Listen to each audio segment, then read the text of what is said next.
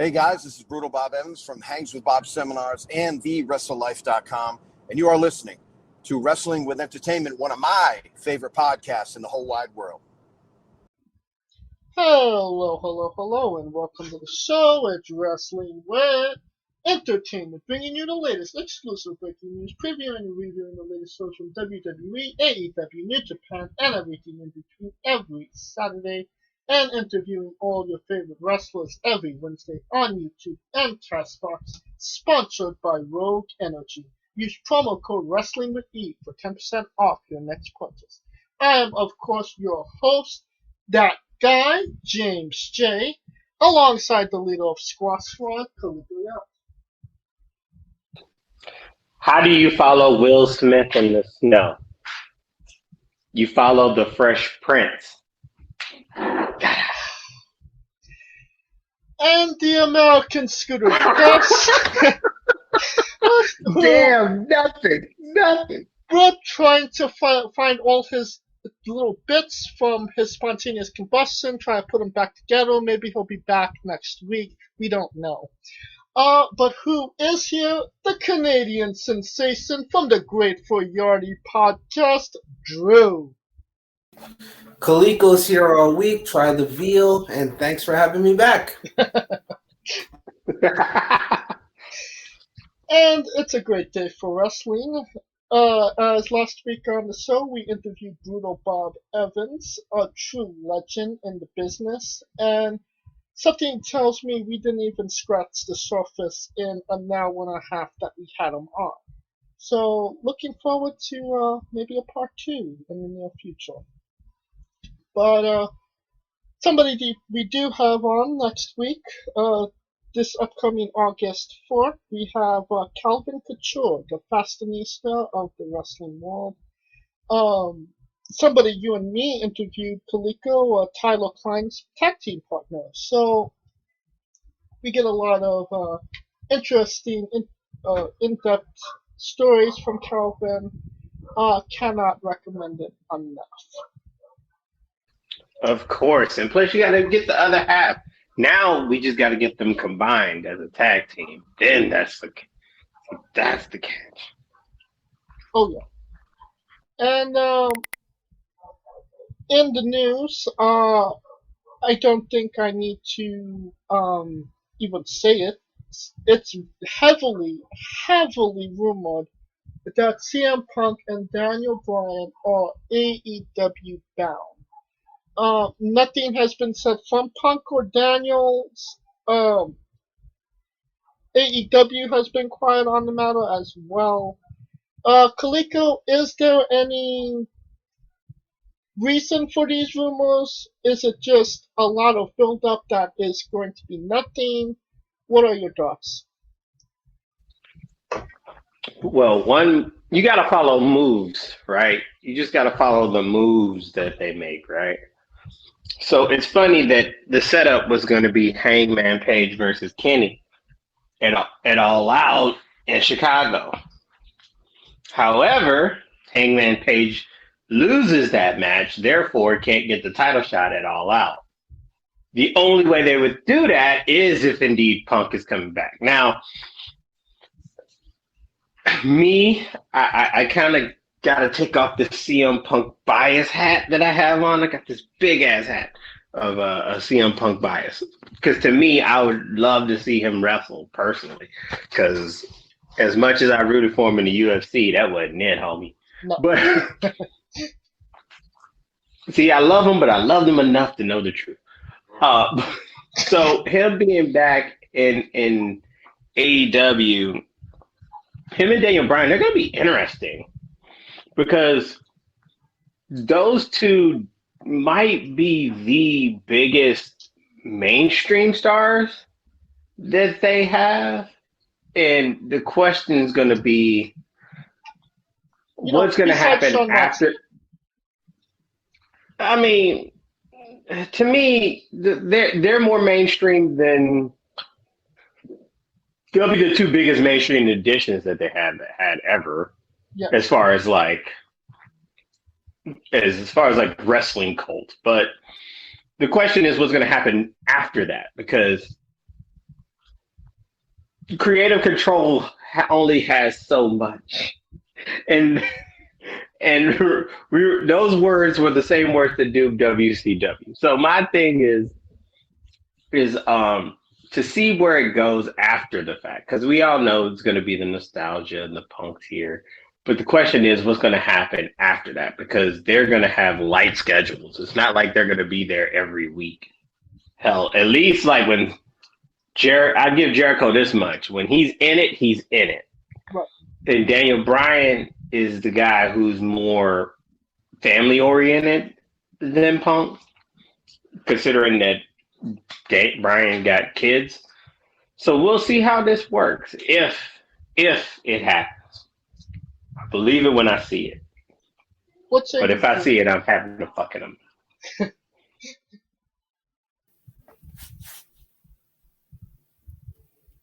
Drew, we can't hear you. But there you go.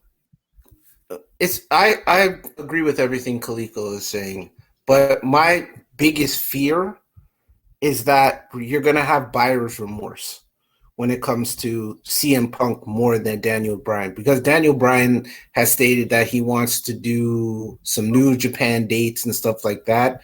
So he won't be on AEW maybe that much, and his schedule will be reduced. But I think it's big buyer's remorse. I think with CM Punk, with the experiment with the UFC, has like kind of killed his momentum. If this was him leaving WWE and he hasn't wrestled in X amount of years and never did the UFC stuff, I think it would be a great addition. But that's my fear if coming into this with CM Punk, especially, it's buyer's remorse. Yeah, he has a great name and all that kind of stuff, and he'll get a pop in Chicago. But after that, who does he feud with?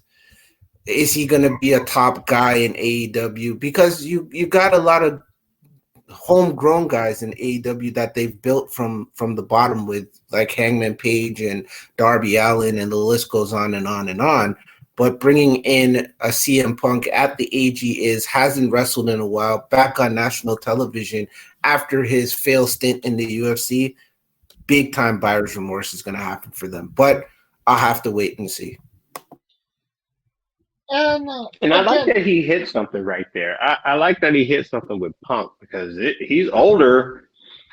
He's hella older. And the fact with the homegrown stars, I feel bad for Hangman Page, because I feel like this motherfucker is like right here, and then they be like, oh no, that's the guy I feel bad for. And would frustration kick in for a guy like that who's expecting to get his, considering that the company was initially built to kind of build people like him, and to see how it goes the opposite of what he thought? Now, and it's still speculation. I mean, we could see CM Punk on WWE TV tomorrow. It's all speculation at this point. If they do get a CM Punk, do you see ratings going up? Do you see them getting a buzz? And if they do you see them actually maintaining that buzz? Is this essentially AEW's Hall and Nass equivalent to WCW? Is what I'm asking, Kaliko. Not really, because as much as I like to say that wrestling is in a boom, it's in a boom in the sense that there's more options to watch it. I don't see it as a boom as in more people watching, if that makes sense. Yeah, I understand. Like, that is the key, because to me, it's like what I said a couple weeks ago in the interview. It was like AEW is just fighting for the hardcore fans, and those are the people who they shouldn't be worried about. They need to be worried about, and they're hoping Daniel Bryan and the CM Punk can do that. But the problem is AEW's not doing anything to get clips on SportsCenter or ESPN. See what I'm saying? It's a long-term game, and that's where my fear is with AEW. I think they'll survive because the people who are invested are heavily invested, but as far as like getting a broader appeal, that is where it's going to be its downfall. What say you, Drew? No, they're not the equivalent of Hall and Nash. Like exactly what Kaliko said. There's more options. There have been more options and places to work for wrestlers and for us, the wrestling audience, to be able to watch it. But these guys are not going to turn ratings. They've been hovering around that 1 million mark week after week, which is fine. And like I said on the last episode, they have been catering heavily to the hardcore fan base. CM Punk and Bryan Danielson are those wrestlers that people remember that when WCW and ECW closed and then the TNAs and the Ring of Honors opened, they remember those guys. And they'll tune into it, but that's not going to pop your rating. That's not going to get you on SportsCenter. That's not going to get you on a CNN. That's not going to get you on mainstream. Yes, you'll maintain your numbers. You'll maintain your sponsorships. Just don't use pizza cutters anymore and piss off Domino's. I was just about to say that. But that's all nice and good. And here's the other thing. With the guys up north in WWE, they're a publicly traded company.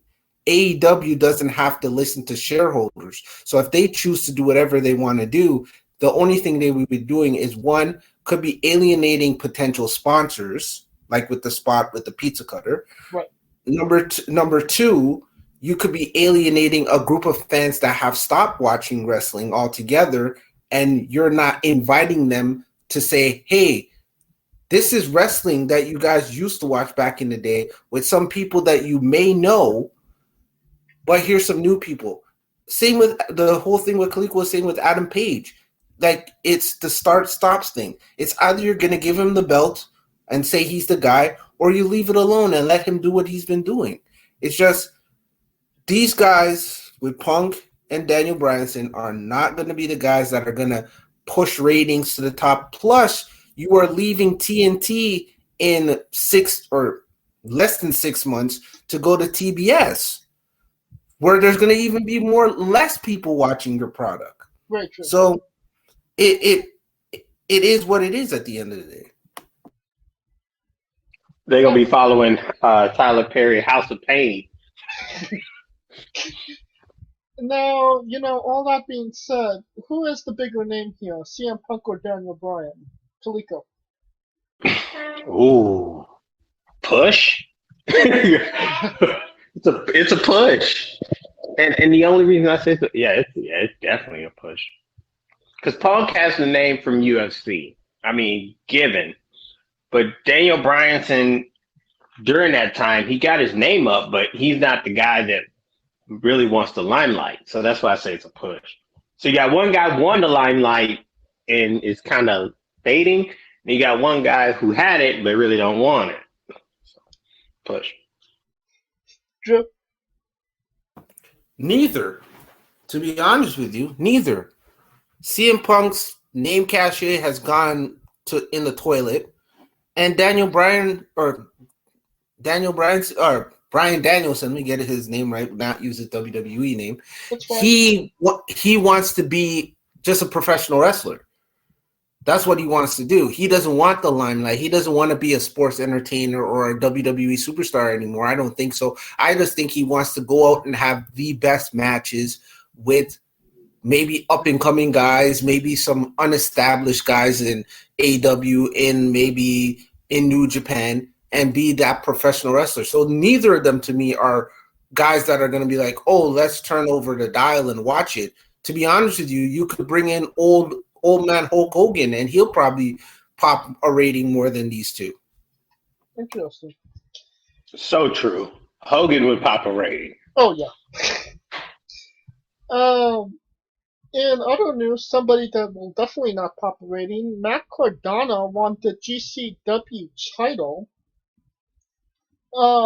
from pizza cutter enthusiast Nick Gage. And to say the crowd was not pleased would be an understatement.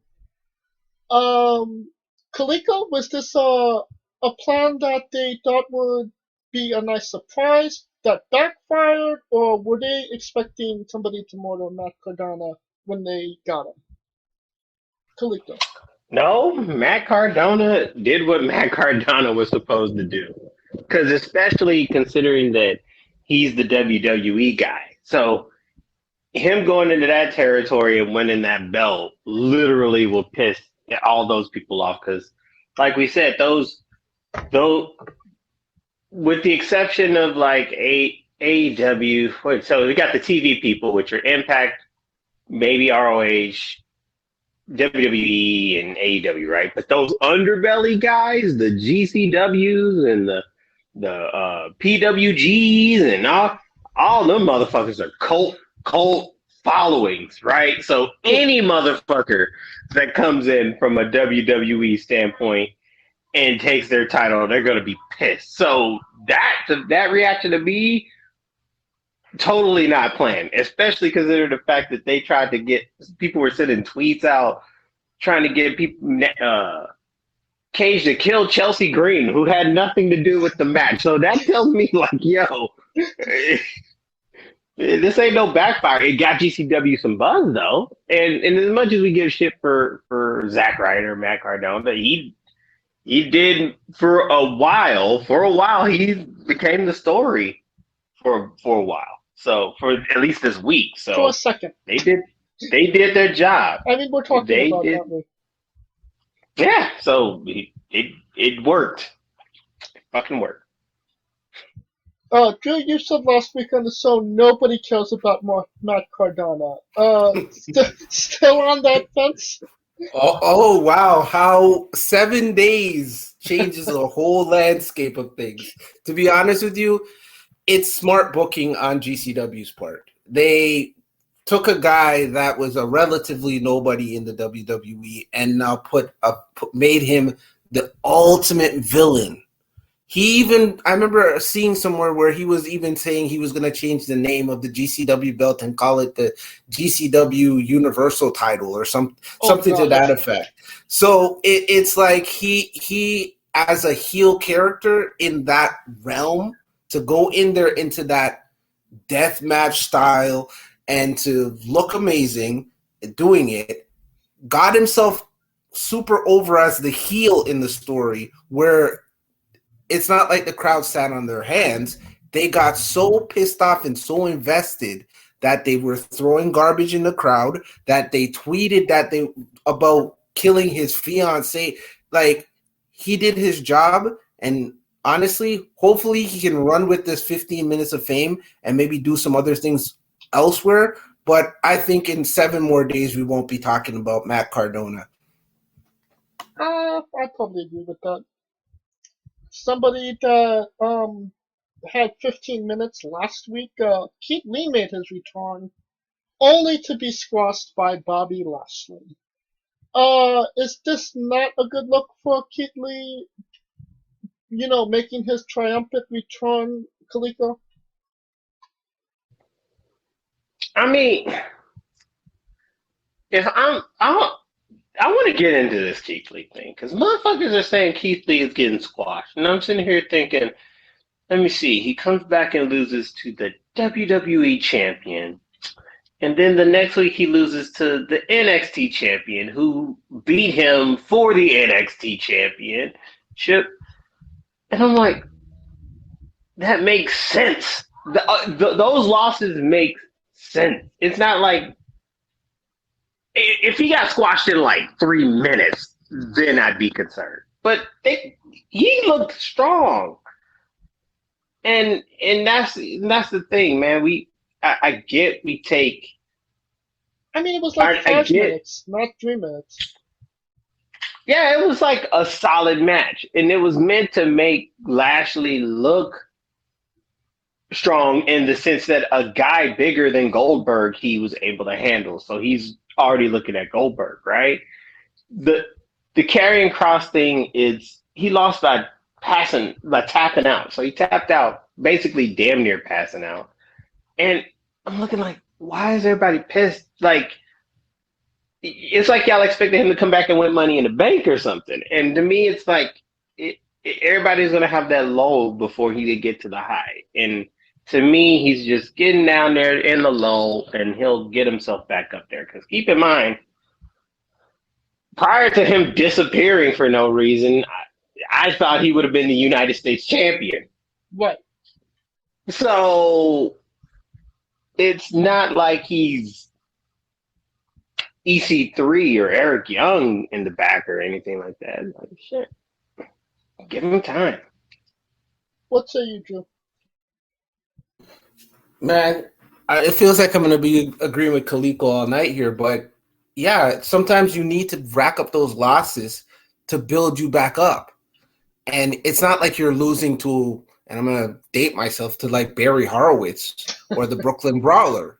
You're losing to the WWE champion. You lost to the NXT champion, the guy that beat you for that said championship. So then now when Keith Lee starts to rack up those wins, they seem more important. Like, oh, he's on a winning streak now. So now he has an opportunity to go against a Sheamus for that United States championship. You know what I mean? Like, it's the losses are going to build that credibility of the character. You can't just expect people to come in and just squash through everybody, because then Keith Lee would be WWE champion on Monday night, like just like that. It's just because we as fans want a little bit too much too soon when it comes to the character, and it should just be a wait and see where they go with him. If they start to job him out more frequently, like 3 months he hasn't had a win on television, then you can understand. Then you can start saying, hey, what are they doing with him? But right now, just wait and see. And I preface that with NXT, the Sami Zayn story. Literally the Sami Zayn story up to get to the NXT title. Loss after loss after loss after loss after loss after loss. And then he got momentum, and won the belt. Bayley, loss after loss after loss after loss after loss after loss after loss. Momentum, got the belt. It feels like Billy had like one less momentum than Sami Zayn. Yeah, Bayley was getting tossed around, homie. Yeah, that's... Speaking of, stop and goes, momentum, all that good stuff, Karrion Kross made his debut last week as well, taking his first ever loss in WWE to Jeff Hardy. And some people say, oh, well, it was, they kind of jobbed him out, but I kind of feel like you've been saying, talking about Keith Lee. I mean, it was to Jeff Hardy. It was by nefarious means. Unfortunately, Jeff Hardy got corona. That storyline is getting put on hold. But what do you kind of think that they was leading Karrion Kross in all of this, Kaliko? It's weird to see how they're going to do with Karrion Kross, because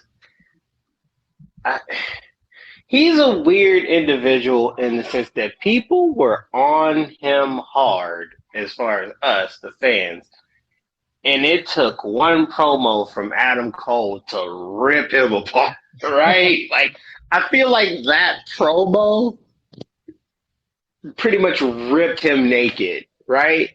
And no one sees him the same. Blame Adam Cole. Hashtag blame Adam Cole. To me, he's gonna get there. Because he's a bigger guy. They like the big guys. He's gonna get it as long as he wreaked havoc on NXT. The loss, like you said, Jeff Hardy unusually using the ropes to pin him. Like, think about, like, people kind of get hung up on the losing instead of how they lost, right? Like, that shit matters, right? Like, a face doing a heel move out of nowhere. So to me, it just eventually he's gonna go up to the main roster. My bigger question is, not really, because the way that they're telling the story in NXT is that he's just going and coming as he pleases. So that is where I want to see how he loses the belt in NXT, and who does he lose it to? That to me will set the springboard of where he's going to be, how he's going to go if he goes to Raw or SmackDown. But all I know is Scarlett better be with him, because that entrance is kind of hollow. That entrance is hollow without the. Adam calls it the best. It's hollow without them smoke and mirrors and the girl. And we'll get to that in one moment. But Drew, do you want to add to that? Quickly here, like I was saying before with Keith Lee, it's the losses are important. Like you guys said, we are harping too much on the L and not the psychology behind the L. How are we building this character? It looked like that was going to be Karrion Kross's first feud on the main roster against Jeff Hardy. Jeff Hardy's a veteran, can tell a great story in the ring, yada, yada, yada. He's a smaller guy. Karrion Kross can throw him around. But he needs Scarlett. It's like steak and potatoes. You don't have potatoes, then it's just steak. It's just, there's nothing else there. He needs Scarlett. Scarlett needs to be on his arm doing that entrance. Because, yeah, it's all smoke and mirrors and all that kind of stuff. And it's not like he's a bad wrestler. But the way he lost was important to tell the story going further. Now, you guys are kind of acting like if there's no Scarlett, then the Karrion Kross character is kind of not as big as it could be. I kind of disagree with that, because not having Scarlett there is kind of like the Rusev-Lana effect. People are going to be more caring about seeing Scarlett than seeing Kross, and that ultimately hurt Rusev. Same thing with Andrade and Zelina at the tail end of their run together. So I think it might be smart to have, Kross on his own. He can cut a decent promo. He's a big bastard, so you're gonna look at him, and not have people's attentions divided from the badass guy and the beautiful woman, because nine times out of 10 people are gonna look at Scarlett rather than Kross. Am I wrong here, or counterpoint me? You're right. However, you can go back to the past. Macho Man Randy Savage had Miss Elizabeth and Sensational Sherry as his valets or whatever it is, but it never took away from Macho Man Randy Savage. What we're saying is, without Scarlett, that entrance is null and void. You're going to have to change the entrance completely and create a new character instead of bringing this character that has been developed for the year that he's been down in NXT. That's the reason why we're saying it. If you're gonna get rid of Scarlett and have Scarlett be a solo wrestler on any brand, that means Karrion Kross's entrance has to change dramatically, because she puts the sizzle in the steak, but it doesn't take away from what he is doing when he gets in between the ropes. Kalika, you want to add to that? So true. And if you looked at the stories for NXT, every feud that he had, the woman, Scarlett, literally was the precursor letting them know he's coming, right? So it kind of gave a Game of Thrones winter is coming vibe that it wouldn't have any otherwise, right? Like when he went after Ciampa, or when Cole had the belt and there was a thing in the mirror and Scarlett was like, you know what I'm saying? Like that psychology. The simple fact that like he doesn't have to talk because he let his actions do the talk. I get what you mean. Well, it seems like he's fighting Samoa Joe for the NXT Championship at TakeOver 36. Are we gonna see Samoa Joe 3-time NXT champion? It kind of seems like that's what route they're going. Kaliko?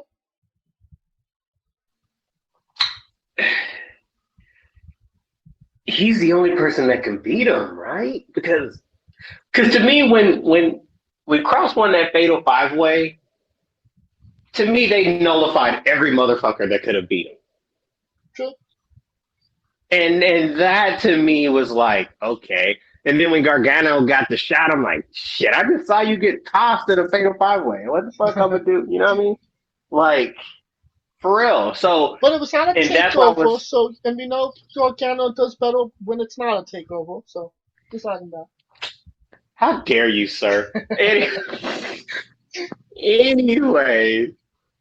that nullified basically any top tier star that could have had him. So if there were a person to beat him, it could be Joe.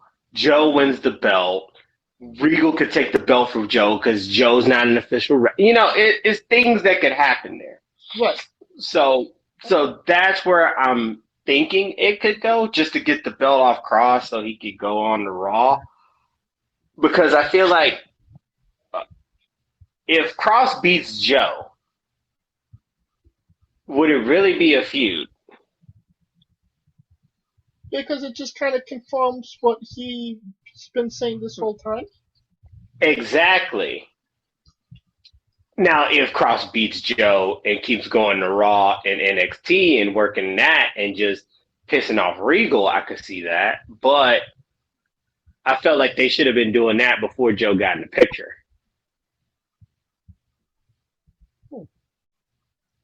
Because that would have set up the precursor for Joe to do what he's doing now. A better reason, that is.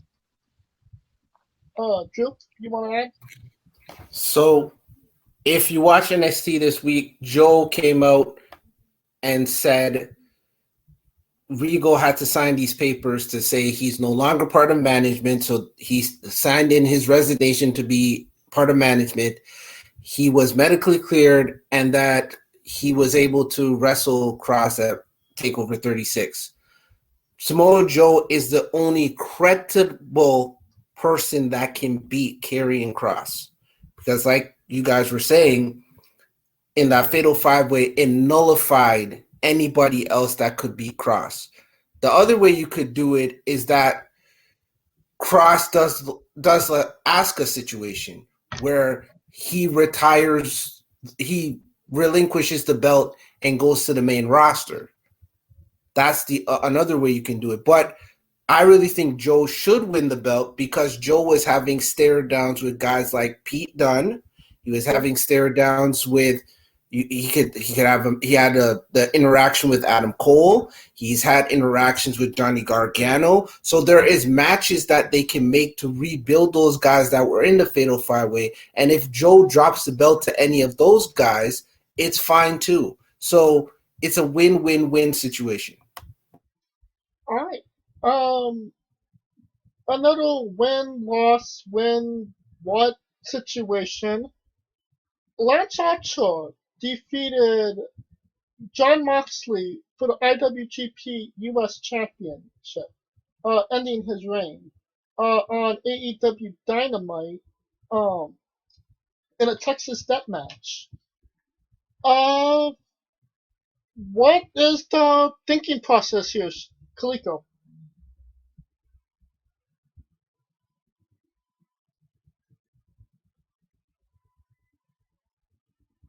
Kaliko? Sorry, my little bloody kid, man. Anywho's, what was the question again? Sorry. What is the thinking process putting the belt on Lance Archer, taking it off Moxley? Some shit that they should have did 3 years ago. That's what the fuck it was.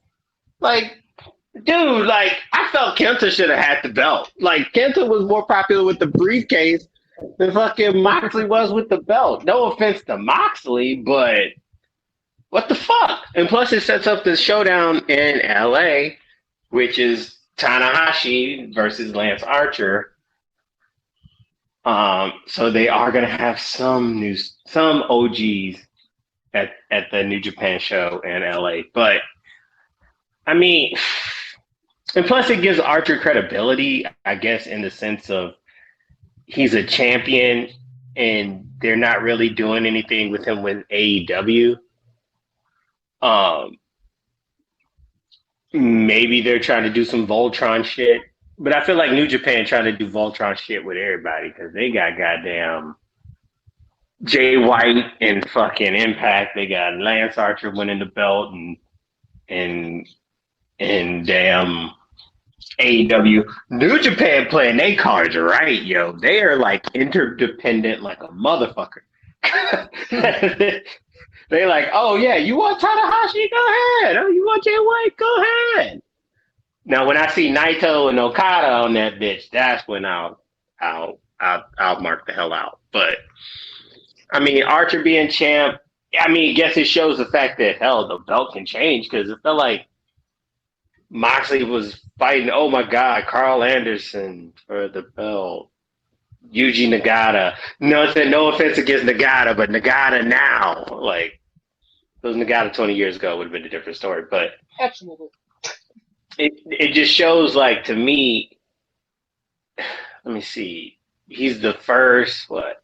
Well, he's the second now. Third. Third. Oh yeah, Juice. Yeah, Juice, Mox, and Archer. So yeah, I don't know what the fuck they do with that belt.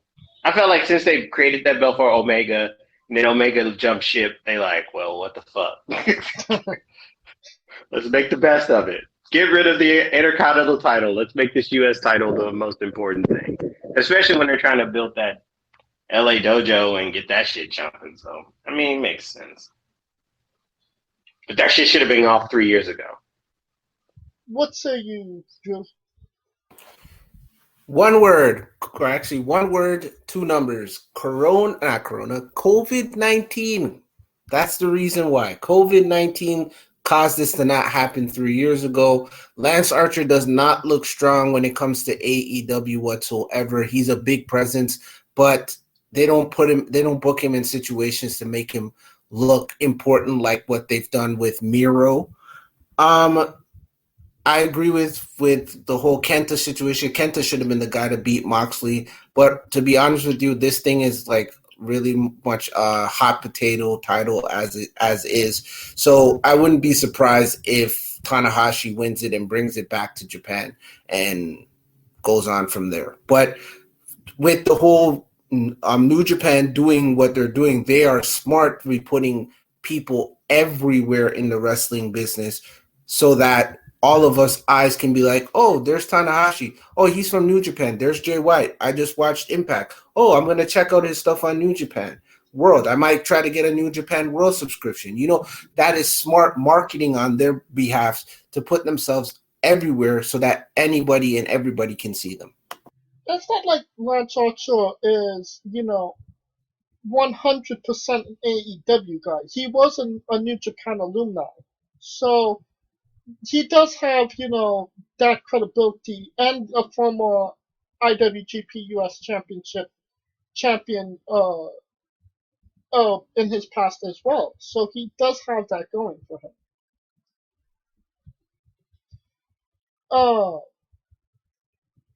We just talked a little bit about it. Tanahashi is wrestling Archer for the championship at Resurgence in Los Angeles on the 14th of August. Wouldn't it have been smarter to have Moxley on that? I'm pretty sure Moxley's already on that show. Moxley defend the belt and maybe have Moxley drop the belt at that show? Maybe that's just my logic or whatever, but what are your thoughts, Kaliko? Well, Moxley been holding that belt hot. Well, the only thing I disagree with Drew on the fact of COVID-19 being a factor for the belt was that New Japan stripped Moxley of the belt, continued to progress without him, and then they brought Moxley back just to win the belt. So to me, they made a choice in that matter. But going to what you were saying, as far as I think the shock value of Moxley losing to Archer was a big deal. Archer needed it bad. Archer versus Ace seems more like a better fit style wise because it's strength versus wisdom type of deal. Nothing against Moxley, but Moxley's more of a brawler than he is an actual wrestler. So that style I think would be better, and I wouldn't be surprised if Tanahashi wins it. Because every belt he's held every goddamn belt in the bitch, so give him that honor, right? Yeah. So it would make sense for him to win it, hold it for a bit, and get one of the whoever is ranked in their fucking U.S. title picture to come beat him. But God knows who the hell it is. What say you, Drew?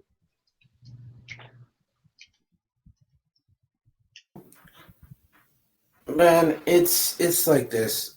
The reason why I said COVID-19 is because I just think New Japan is struggling in a sense to create some other stars besides the guys that we know, like the Okadas and the Naitos and all that kind of stuff.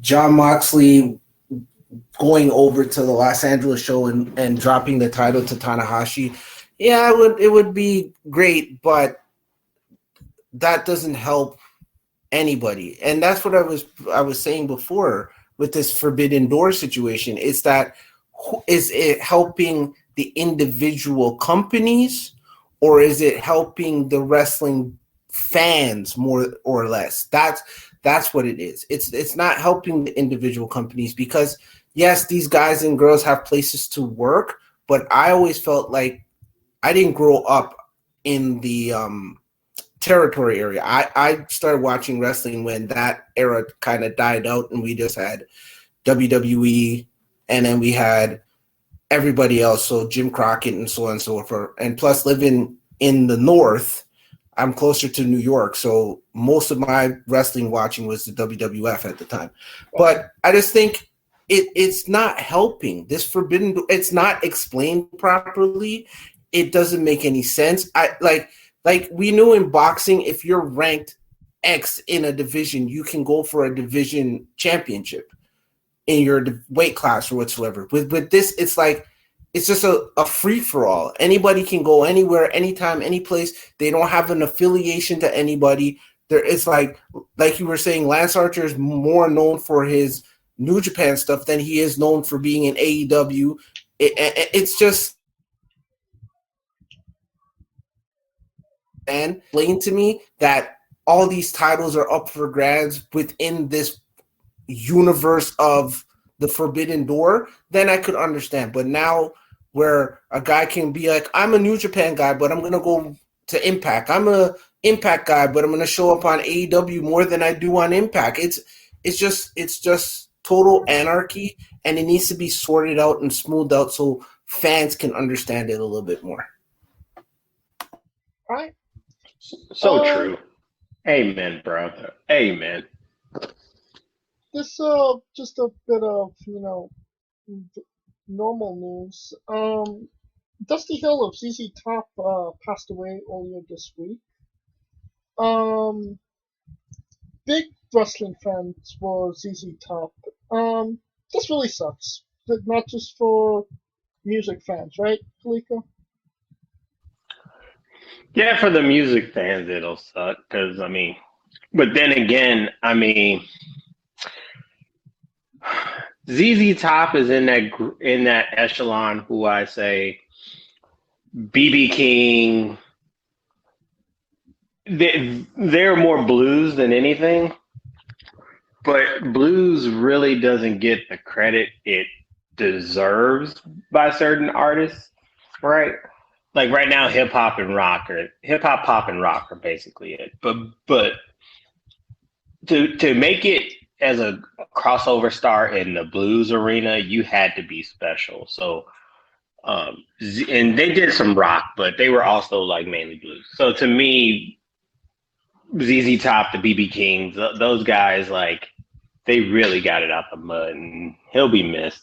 It kind of sucks, but luckily we got lots of catalogs for if you're a ZZ Top fan to go through. Steven, anything you want to add about ZZ Top? It's a major loss for entertainment because ZZ Top as a band is one of those bands that transcend not only time and generations, but they all of that stuff. So yeah, it is a big loss for the entertainment industry. Also, it's a big loss as wrestling fans because he was one of us. So it felt like we had a celebrity transcended eras in his realm, but he also understood and had the love for the business like we all do that podcast or watch or et cetera, et cetera. Of course, thoughts and prayers go out to their family. That will cover the news for this week. And now, a quick word from our sponsors. Hey folks, this is the Colossal Mike Law, and you are listening to Wrestling with Entertainment. Enjoy the show, support these guys. We appreciate it very much. We'll see you at ringside.